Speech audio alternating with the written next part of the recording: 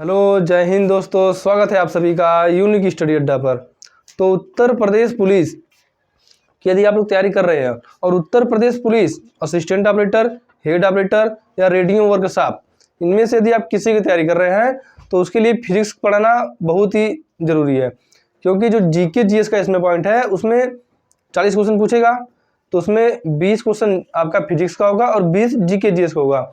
और फिजिक्स में एक दो चैप्टर आपका केमिस्ट्री का है, बाकी सब तो फिजिक्स ही है, तो फिजिक्स तो पढ़ना अनिवार्य ही है ना। तो फिजिक्स उसी उसी को मद्देनजर रखते हुए हमारी फिजिक्स की क्लासेस चल रही हैं, जिसमें हमने प्रकाश प्रकाश के बारे में पढ़ चुका है हम लोगों ने। उसके बाद हमने मापन एवं मात्रक पढ़ लिया है, गति का नियम पढ़ लिया है। तो ये कुछ चैप्टर है जिसे हमने पढ़ लिया है। यहाँ से आपकी परीक्षा में क्वेश्चन भी पूछता है, तो यदि आपने उन कक्षाओं को नहीं पढ़ा तो हमारे चैनल यूनिक स्टडी अड्डा पर वो सारे पिछले वीडियो है, आप वहाँ से जाकर देख सकते हैं। तो देखिए आज का हमारा टॉपिक क्या है। हमारा टॉपिक है आज का गुरुत्वाकर्षण। अब इस गुरुत्वाकर्षण में किस प्रकार से आपकी परीक्षा में सवाल बनेंगे तो उसको हम लोग जानेंगे, और इसमें क्या क्या पढ़ना है। फिर उसके बाद पढ़ना तो है ही, तो सबसे पहले जान लेते हैं कि क्या पढ़ना है। तो देखिए गुरुत्वाकर्षण में आपको सबसे पहले तो गुरुत्वाकर्षण बल पढ़ना है कि गुरुत्वाकर्षण बल क्या होता है। जो पृथ्वी है किस बल के कारण सूर्य के चारों ओर चक्कर लगा रही है, चंद्रमा किस बल के कारण पृथ्वी के चारों ओर चक्कर लगा रहा है, तो इन सभी के बारे में जानना है हमें। उसके बाद जानना है न्यूटन का सार्वत्रिक गुरुत्वाकर्षण का बल का नियम, यानी F बराबर जी m1 m2 बटे आर स्क्वायर होता है। पता ही है ना आपको, यदि नहीं पता है तो आज जान लीजिएगा। और तो उसके बाद नेक्स्ट है हमारा गुरुत्व बल। अब गुरुत्व बल क्या होता है। उसके बाद गुरुत्व त्वरण जो जी होता है, जी का मान 9.8 मीटर प्रति सेकंड स्क्वायर होता है, लेकिन कहाँ पर जी का मान ज़्यादा होगा कहाँ पर कम होगा इसको भी जानेंगे। उसके बाद एक थे केपलर। तो केपलर ने एक नियम दिया था, इसमें इस नियम में इन्होंने क्या कहा था, यहाँ से सीधे आपकी परीक्षा में सवाल पूछेगा कि केपलर का नियम के अनुसार बताइए क्या होगा। तो आप यदि पढ़े रहेंगे तो सभी सवालों का जवाब एकदम आसानी से दे देंगे। तो उसी को हम लोग पढ़ेंगे आज। तो चलिए शुरू करते हैं आज की इस अपनी क्लास को। तो सबसे पहले शुरू करेंगे गुरुत्वाकर्षण बल। सबसे पहले देखिए क्या है, सबसे पहले है आपका गुरुत्वाकर्षण बल। तो गुरुत्वाकर्षण बल की बात करें यदि हम लोग, तो यह वह बल है, वह बल जिसके कारण कोई वस्तु पृथ्वी की ओर खींची जाती है, उसे गुरुत्वाकर्षण बल कहते हैं। यानी जिस बल के कारण कोई वस्तु पृथ्वी की ओर खींची जाती है उसे हम लोग गुरुत्वाकर्षण बल कहेंगे। तो सिंपली गुरुत्वाकर्षण बल यही हो गया। और आपको बता दें कि गुरुत्वाकर्षण बल के कारण ही जो चंद्रमा है पृथ्वी के चारों ओर चक्कर लगा रहा है, किस बल के कारण, गुरुत्वाकर्षण बल के कारण। और जो पृथ्वी है सूर्य के चारों ओर चक्कर लगा रही है, तो इसी गुरुत्वाकर्षण बल के कारण ही पृथ्वी सूर्य के चारों ओर चक्कर लगा रही है। तो मोस्ट इंपॉर्टेंट पॉइंट है, सीधे पूछ देगा कि किस बल के कारण पृथ्वी सूर्य के चारों ओर चक्कर लगाती है, तो किस बल के कारण, गुरुत्वाकर्षण बल के कारण। यदि आप परिभाषा लिखना चाहें तो उसको भी लिख लें कि गुरुत्वाकर्षण बल, तो जिस बल के कारण कोई वस्तु, जिस बल के कारण कोई वस्तु पृथ्वी की ओर खींची चली आती है, उसे हम लोग गुरुत्वाकर्षण बल कहते हैं।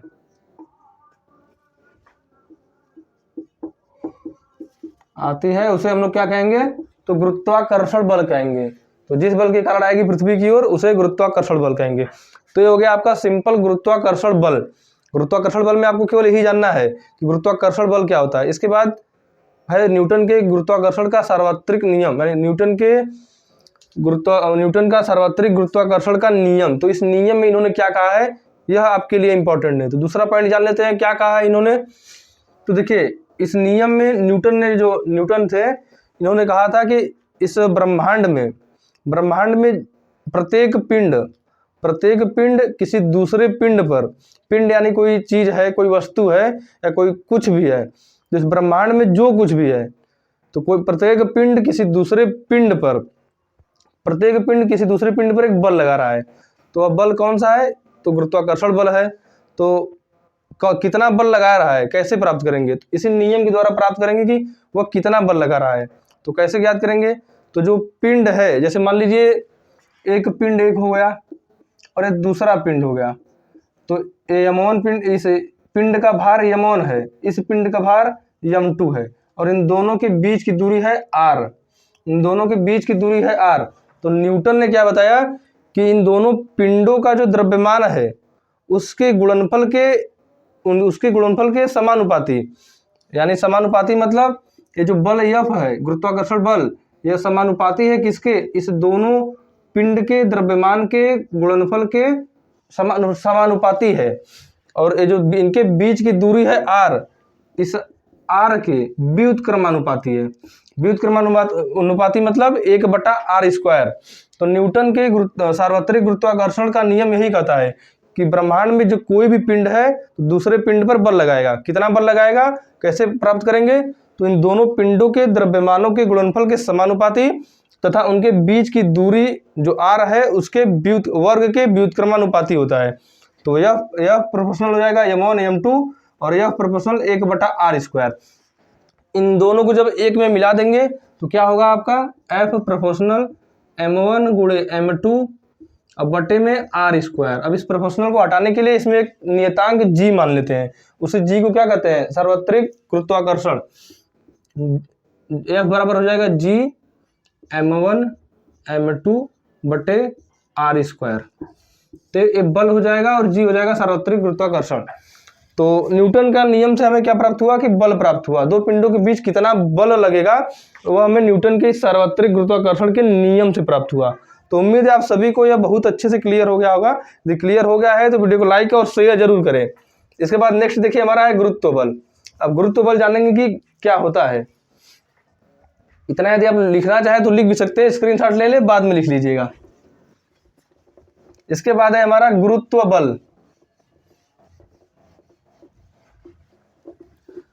अब गुरुत्व बल की बात करें तो गुरुत्व बल क्या होगा, तो किसी भी पिंड को, किसी भी वस्तु को, किसी भी चीज को यदि आप मुक्त रूप से ऊपर फेंकेंगे तो मुक्त रूप से जब ऊपर फेंकेंगे तो वह पृथ्वी के केंद्र की ओर जिस बल से आती है, वापस आती है, उसे ही हम लोग गुरुत्व बल कहेंगे।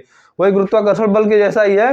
तो गुरुत्व बल पृथ्वी के केंद्र की ओर आएगा तो उसे हम लोग गुरुत्व बल कहेंगे।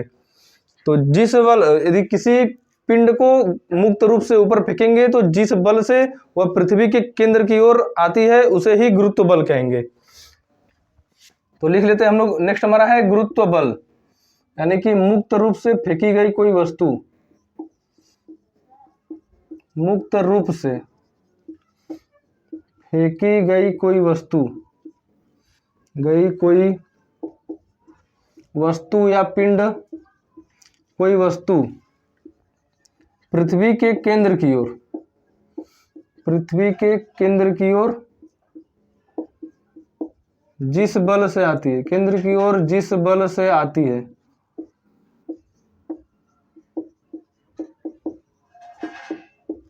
उसे ही हम लोग गुरुत्व बल कहते हैं।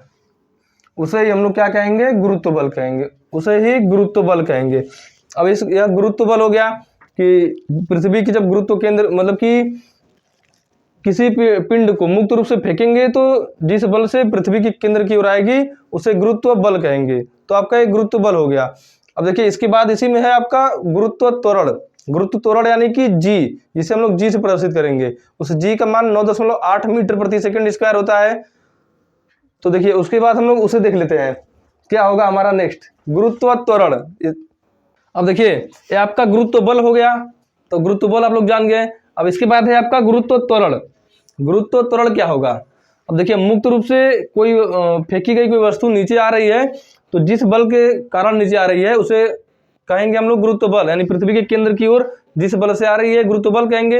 अब गुरुत्व त्वरण क्या होगा, तो गुरुत्व त्वरण देखिए जैसे कोई पिंड है, अब इस पिंड को हम लोग ऊपर फेंक दिए। अब ऊपर से जब नीचे आएगा तो हर समय उसका जो वेग है बढ़ता जाएगा, यानी उसका स्पीड जो है बढ़ता जाएगा। जहां से छोड़ेंगे वहां पर कुछ और स्पीड होगा, उसके नीचे कुछ और होगा, यानी बढ़ेगा, फिर उसके नीचे कुछ और बढ़ेगा, यानी वेग में हर समय परिवर्तन हो रहा है। तो वेग में हर समय परिवर्तन हो रहा है। तो आप सभी को यदि पता हो कि वेग परिवर्तन के दर को ही तो हम लोग त्वरण कहेंगे। यहाँ पर गुरुत्वीय त्वरण है, ऊपर से फेंक रहे हैं तो मतलब कि गुरुत्व बल काम करेगा, तो गुरुत्वीय त्वरण यहाँ पर हो जाएगा। यदि रिजु रेखी पर होता, यानी किसी सड़क पर होता या वेग में परिवर्तन, तो वहां पर केवल त्वरण होता। लेकिन यहाँ पर ऊपर से फेंक रहे हैं तो गुरुत्व बल के कारण जो इसमें परिवर्तन हो रहा है तो यहाँ पर क्या होगा आपका गुरुत्व त्वरण होगा, यानी वेग में परिवर्तन हो रहा है तो त्वरण उत्पन्न होगा, इतना जान लीजिए सिंपली। तो वेग में हर समय परिवर्तन हो रहा है तो इसमें त्वरण उत्पन्न होगा। ये जो त्वरण उत्पन्न होगा इसी त्वरण को हम लोग कहेंगे गुरुत्वीय त्वरण। इसी त्वरण को हम लोग गुरुत्वीय त्वरण कहेंगे। और इसी त्वरण का मान जो होता है 9.8 मीटर प्रति सेकंड स्क्वायर होता है। 9.8 मीटर प्रति सेकंड स्क्वायर होता है। कहाँ पर? पृथ्वी पर। लेकिन पृथ्वी पर हर जगह जरूरी नहीं कि एक ही जैसा हो। आप सभी को पता है कि पृथ्वी का आकार है, पृथ्वी का आकार है आपका, तो पृथ्वी गोल तो है नहीं। पृथ्वी का आकार ध्रुवों पर कैसा है? चपटा है।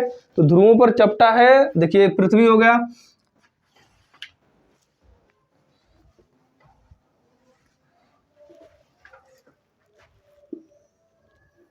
देखिए आपका पृथ्वी हो गया और ये आपका हो गया विषुवत रेखा, विषुवत रेखा या भूमध्य रेखा, विषुवत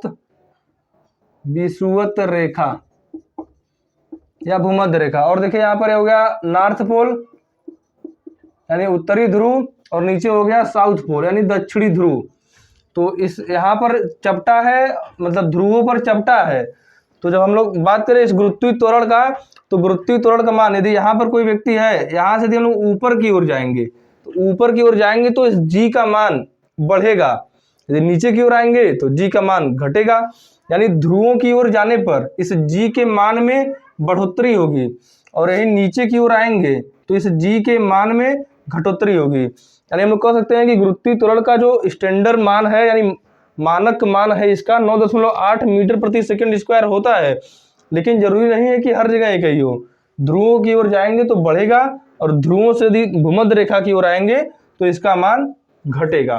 तो इतना आपको याद रखना है गुरुत्वीय त्वरण के बारे में। ये तो हो गया इसके मतलब कि पृथ्वी के आकार के कारण इसमें परिवर्तन हो रहा है। किसमें? इस जी में, यानी जी यानी कि गुरुत्वीय त्वरण में पृथ्वी के आकार के कारण परिवर्तन होगा। लेकिन पृथ्वी के घूर्णन गति के कारण भी इसमें परिवर्तन होता है। तो इसको यदि पर लिखना चाहे तो हम लोग लिख सकते हैं। इसके बाद हम लोग जानेंगे घूर्णन के कारण। अब देखिए नेक्स्ट है हमारा कि जो गुरुत्वीय त्वरण है, यहाँ पर तो पृथ्वी के आकार के कारण परिवर्तन हो गया, यानी कि पृथ्वी के आकार के कारण इसमें परिवर्तन हो गया। इसमें पूछता है कि इस गुरुत्वीय त्वरण में किस कारण से परिवर्तन होगा, तो पहला कारण यही हो गया आपका कि पृथ्वी के आकार के कारण। ध्रुवों पर चपटा था, इसलिए ध्रुवों पर जाने पर आपका जी का मान वृद्धि हो रहा था। अब देखिए दूसरा इसमें क्या कारण होगा कि पृथ्वी अपने अक्ष पर घूमती है, घूर्णन करती है, तो पृथ्वी के घूर्णन के कारण भी इस जी के मान में परिवर्तन होता है। दूसरा है कि पृथ्वी के घूर्णन के कारण, ये आपका दूसरा कारण हो जाएगा। तो इसे भी लिख लीजिए, ये दो कारण है आपके जी के मान में परिवर्तन का। अब देखिए नेक्स्ट हम लोग जानेंगे केपलर का नियम। अब केपलर का नियम क्या है उसे हम लोग जान लेते हैं। केपलर ने क्या कहा था? इनका नियम बहुत ही महत्वपूर्ण है। इनके नियम से सीधे क्वेश्चन पूछेगा आपसे आपकी परीक्षा में। तो क्या है इनके नियम में, जान लेते हैं हम लोग। केपलर के नियम में हम लोग बात करें तो आप लोग को 2-3 बातें ध्यान देना है। नेक्स्ट है हमारे गुरुत्वीय त्वरण हो गया, गुरुत्वीय बल हो गया, न्यूटन का सार्वत्रिक गुरुत्वाकर्षण नियम हो गया, गुरुत्वाकर्षण बल हो गया। नेक्स्ट है केपलर का नियम। अब इस केपलर के नियम में क्या है, तो केपलर एक वैज्ञानिक थे। इन्होंने क्या कहा था कि जो सूर्य है, पहला नियम इनका देखिए क्या है। केपलर का नियम की यदि हम लोग बात करें तो पहला नियम आपका हो जाएगा, कि सूर्य के चारों ओर जो ग्रह उपग्रह है, ये जो ग्रह उपग्रह जो पृथ्वी, सूर्य, चंद्रमा, अरुण वरुण ये सब है, सूर्य के चारों ओर चक्कर लगाते हैं। सूर्य के चारों ओर चक्कर लगाते हैं। पहला नियम यही है, केपलर का पहला नियम यही है कि सूर्य के चारों ओर ग्रह कौन कौन से हैं? ग्रह बात करें तो 8 ग्रह है। 9वां ग्रह प्लूटो था, उसे 52 ग्रह की श्रेणी में डाल दिया गया है। तो 8 ग्रह सूर्य के चारों ओर चक्कर लगाते हैं। देखिए यहाँ पर ये सूर्य आपका हो गया, ये आपका हो गया सूर्य हो गया। तो सूर्य के चारों ओर कौन चक्कर लगाता है? ग्रह लगाते हैं। कौन कौन से ग्रह हैं? तो देखिए यहाँ पर बुध है, फिर बुध शुक्र पृथ्वी मंगल बृहस्पति शनि अरुण और वरुण, यानी कि 8 उपग्रह हैं जो सूर्य के चारों ओर चक्कर लगाते हैं। सूर्य के चारों ओर चक्कर लगाते हैं 8 उपग्रह। तो इसे आप लोग क्या रखें, पृथ्वी मंगल बृहस्पति शनि अरुण और वरुण, ये 8 उपग्रह हैं जो सूर्य के चारों ओर चक्कर लगाते हैं। केपलर का पहला नियम यही है। अब दूसरा नियम देखिए क्या है, इन्होंने दूसरा नियम भी दिया कि ये जो ग्रह है सूर्य के चारों ओर चक्कर तो लगा रहे हैं, लेकिन इनका जो क्षैतिज वेग है नियत है, यानी कि क्षैतिज वेग नियत है।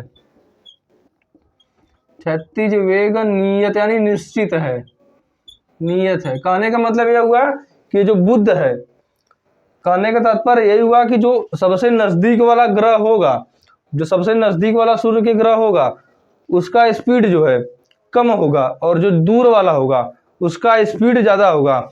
यानी कि दूर के ग्रहों का स्पीड ज्यादा और पास के स्पीड के ग्रहों का कम पास के ग्रहों का स्पीड यानी चाल जो है कम होगा। क्षैतिज वेग नियत रहने का तात्पर्य यही हुआ आपका। नेक्स्ट और तीसरा नियम है। तीसरा नियम क्या है इनका, कि जो सूर्य और ग्रहों के बीच की दूरी है, यानी इसके बात करें हम लोग ग्रह के परिक्रमण काल की, तो परिक्रमण काल यानी कितने समय में एक चक्कर लगा लेता है, कितने समय में एक चक्कर लगा लेता है, इसे ही परिक्रमण काल कहेंगे। तो परिक्रमण काल को टी से प्रदर्शित करते हैं। तो परिक्रमण काल का स्क्वायर जो इस ग्रह और सूर्य के बीच की दूरी है, ग्रह और सूर्य के बीच की दूरी के क्यूब के समानुपाती होगा, यानी टी प्रोपोर्शनल आर क्यूब। यदि इसके बीच की दूरी आर है, इसके बीच की दूरी आर है, तो आपका परिक्रमण काल क्या हो जाएगा कि परिक्रमण काल का स्क्वायर प्रोपोर्शनल होगा इसके बीच की दूरी के क्यूब के समानुपाती होगा। तो यही आपके केपलर का तीसरा नियम है। तो ये आपका गुरुत्वाकर्षण का जो टॉपिक था, इतना ही आपसे आपकी परीक्षा में सवाल पूछेगा। अब इससे ज़्यादा नहीं पूछेगा आपको नीट की तैयारी तो करा नहीं रहा है। Simple UP police assistant operator का एग्जाम देना है, हेड ऑपरेटर देना है और रेडियो वर्कशॉप देना है। तो उसके लिए जितना आपके एग्जाम में आएगा उतना ही हमें पढ़ना है, ज़्यादा नहीं पढ़ना है। तो इतने से आपका काम हो जाएगा। यदि आप लोग इतना तैयार कर लेते हैं अच्छे से, तो आपका एक भी क्वेश्चन इस टॉपिक से बाहर नहीं जाएगा। तो उम्मीद है आप सभी को यह टॉपिक समझ में आया होगा। समझ में आया है वीडियो को लाइक, चैनल पर नए हैं तो सब्सक्राइब और शेयर जरूर करें। जय हिंद।